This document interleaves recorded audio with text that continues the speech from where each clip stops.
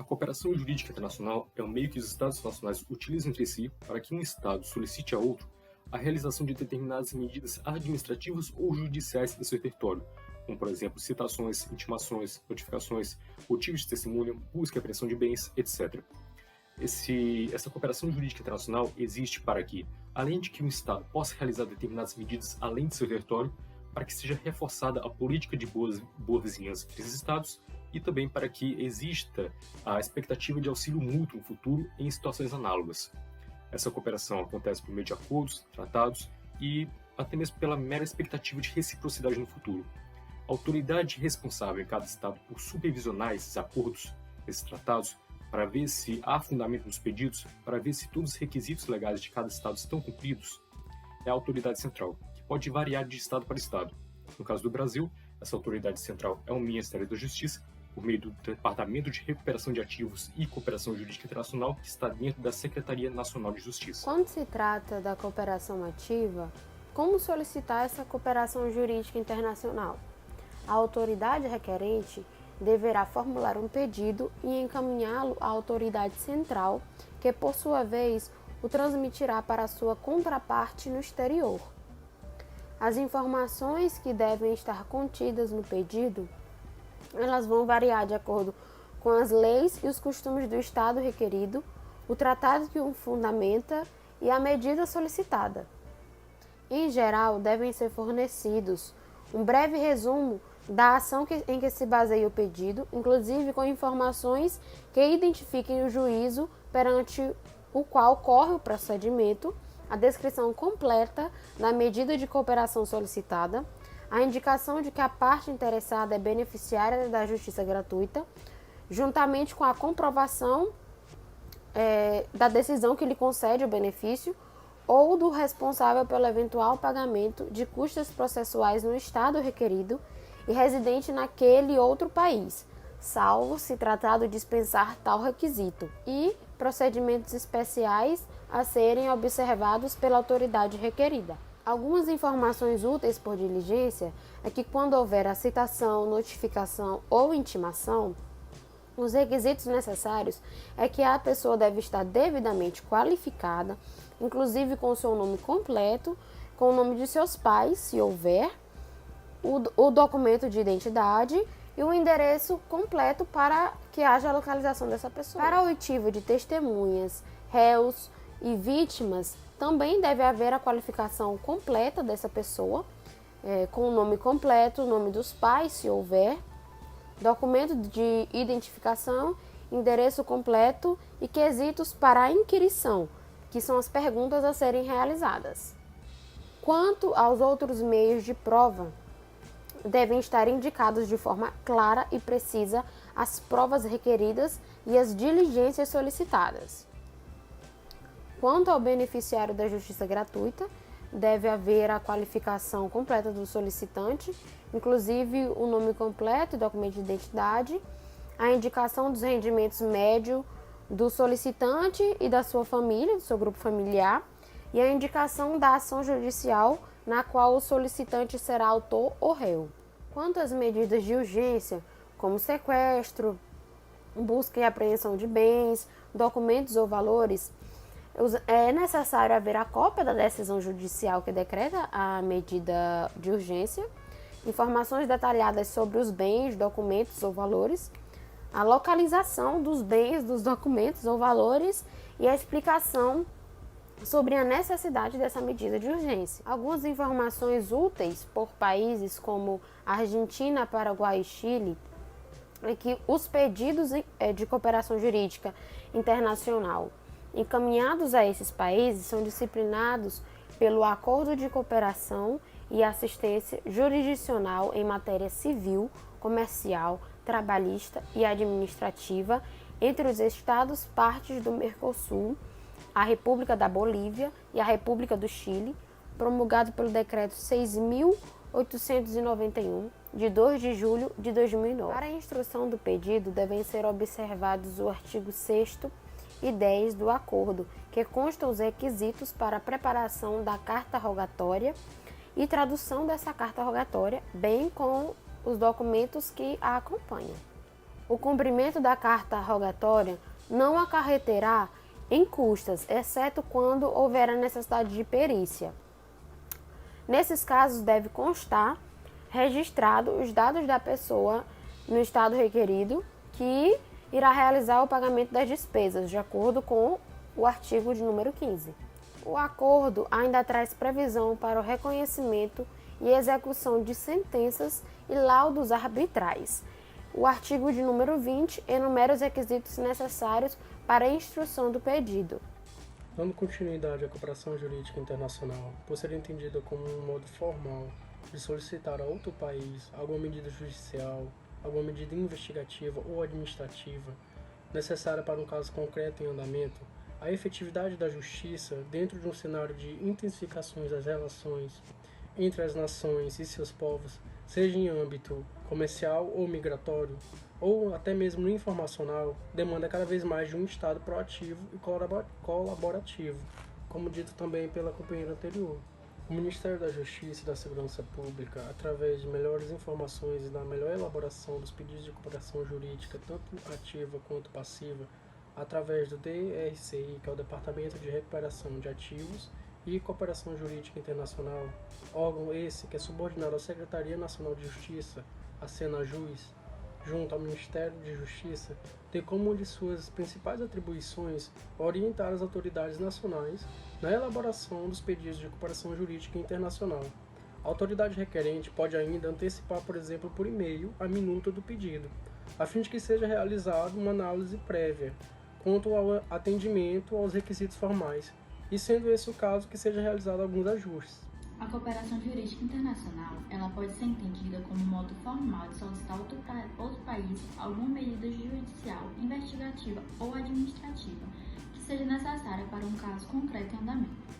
Em regra, somente os juízes possuem legitimidade ativa para figurar com autoridade um requerente na cooperação jurídica. Porém, alguns temas, no entanto, tratados eles prevêem que particulares procurem diretamente a autoridade central de seu país para iniciar um pedido de cooperação. As medidas solicitadas por cooperação, elas abrangem desde a troca de informações sobre a legislação dos países, citações e intimações, obtenção de provas, concessão do benefício da assistência jurídica gratuita até o pagamento da prestação de alimentos e a restituição de crianças ao seu país de residência habitual. No Brasil, os mecanismos através dos quais se pode dar cumprimento aos pedidos passivos de cooperação jurídica são a carta rogatória e o auxílio direto. É importante observar que os mecanismos de cumprimento interno dos pedidos de cooperação jurídica são definidos pela lei processual de cada país. Por esse motivo, os instrumentos de cooperação e os respectivos procedimentos adotados pelo direito brasileiro não coincidirão necessariamente com aqueles adotados por outro Estado. Quanto à carta rogatória, ela tem como objeto atos não decisórios e atos decisórios não definitivos. Por meio da carta rogatória, solicita-se que seja executado no Brasil ato proferido por autoridade judiciária estrangeira, não cabendo às autoridades brasileiras exercer cognição de mérito sobre o que é solicitado. São exemplos mais comuns de carta rogatória os pedidos de comunicação entre os atos processuais, como as citações, intimações e notificações. Quanto ao procedimento, a carta rogatória ela se concretiza em um documento oficial que serve de veículo para os pedidos de cooperação jurídica internacional. Esse veículo é aproveitado em todas as instâncias responsáveis por sua execução, sejam estrangeiras ou nacionais. Na prática, o mesmo documento assinado pela autoridade rogante é aquele que chegará após uma análise de seguimento pelas autoridades competentes ao juízo rogado. A competência para proferir exequatur as cartas rogatórias é do STJ, nos termos do artigo 105, inciso 1º, a linha I, da Constituição Federal. Recebida a carta rogatória no Brasil, ela é encaminhada ao STJ, que em sede de juízo de deliberação verifica a adequação do pedido dos aspectos formais, bem como a ordem pública. Concedido o exequatur, inicia-se na carta rogatória a segunda fase do seu procedimento. Passa-se a execução do ato estrangeiro por meio do juízo federal do local da execução no Brasil. Quanto ao auxílio direto, eles perceberam que os mecanismos clássicos de cooperação jurídica internacional eram inaplicáveis ou ineficientes para determinadas situações. Para fazer face às novas demandas, os Estados se viram diante da necessidade de criar mecanismos mais arrojados que viabilizassem melhor a cooperação jurídica, preservando ao mesmo tempo sua celeridade e segurança. Surgiu assim o que se convencionou chamar de pedido de auxílio direto. O auxílio direto diferencia-se dos demais mecanismos porque nele as autoridades brasileiras não proferem exequatur ou homologam ato jurisdicional estrangeiro. Por meio desse instrumento, as autoridades brasileiras conhecem os fatos narrados pela autoridade requerente, para daí proferir uma decisão nacional. Pode ser objeto de pedido de auxílio direto uma ampla gama de medidas que variam desde a comunicação dos atos processuais à obtenção de provas de prolação de decisões em tutela de urgência, até a restituição de criança no seu país de residência habitual. Recebido o pedido de auxílio direto no Brasil, ele é encaminhado para a autoridade competente que, conhecendo os fatos apresentados pela autoridade estrangeira, realizará a diligência solicitada ou, sendo necessário, de acordo com a nossa legislação, vai pleitear a medida junto ao juízo federal de primeira instância. É importante também observar que o pedido de auxílio direto enseja procedimento idêntico ao que ensejaria um caso puramente nacional, de forma que a ele se aplicam as regras processuais brasileiras com todas as suas garantias. Assim, o juiz de primeiro grau que receber o pedido tem cognição plena para apreciá-lo, estabelecendo o contraditório para embasar o seu livre convencimento. Aí vem a pergunta: qual é a lei processual aplicada na execução dos pedidos? A lei processual que deve nortear a execução do pedido de cooperação jurídica é aquela que o Estado requerido chama de lex diligentiae. Este é um princípio geral do direito internacional, previsto também nos tratados de cooperação de que o Brasil faz parte. O Estado requerente pode, no entanto, solicitar ao Estado requerido que, ao executar o pedido, o faça de acordo com um procedimento específico, a fim de preservar a sua validade. O procedimento especial será obedecido caso não acarrete ônus excessivos ao Estado requerido ou contrarie a sua ordem pública. Bom, e por onde tramita um pedido passivo de cooperação jurídica? E eu te respondo, por carta rogatória.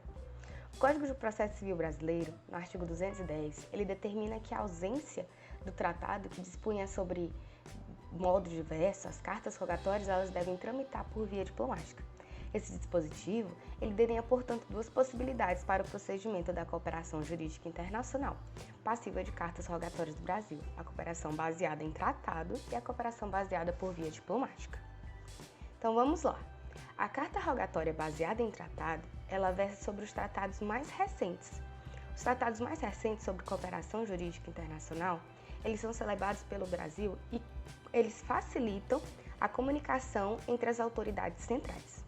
Nesse caso, a carta rogatória proveniente da autoridade central do Estado requerente é recebida pela autoridade central brasileira, que analisa a documentação para verificar se os requisitos formais determinados estão de acordo com o internacional e eles estão todos presentes. Vai seguir um rito e eles vão analisar se estão todos presentes daquilo ali preciso.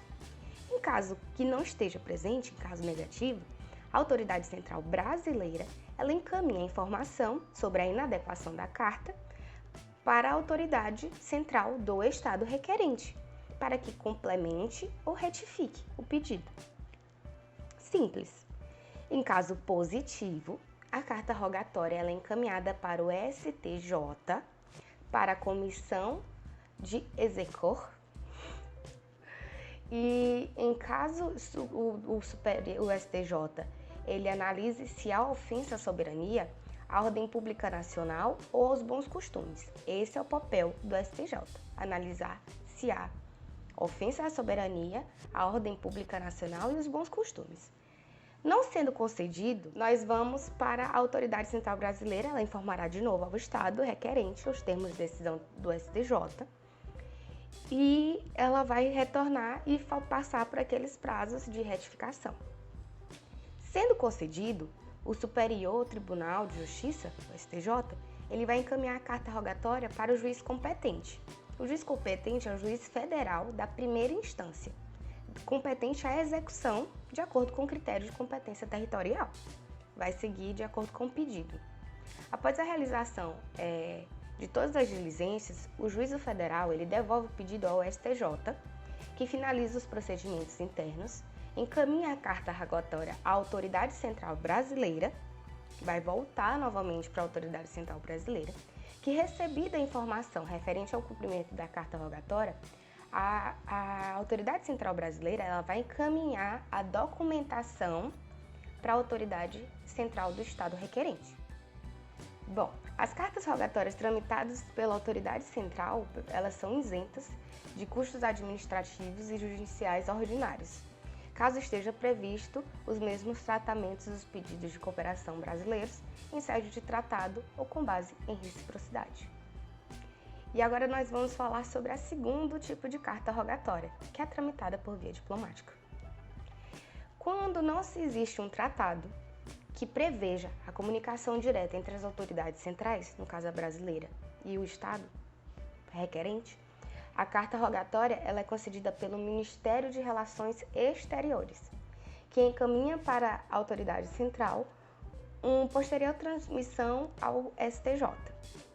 No caso, quem vai fazer a via é o Ministério de Relações Exteriores. O Supremo Tribunal de Justiça, o STJ, ele realiza a análise dos encaminhamentos semelhantes aos previstos na carta baseado por tratado. Ele vai sempre seguir o rito do tratado, ele vai ver o que é melhor. Recebida a informação do STJ, referente ao cumprimento ou não da carta rogatória, o Ministério da Justiça devolve-a por meios diplomáticos. E aí se encerra a via de relação entre a carta rogatória tramitada por via diplomática. Ela vai ser sempre passada pelas relações exteriores. Aí está a diferença.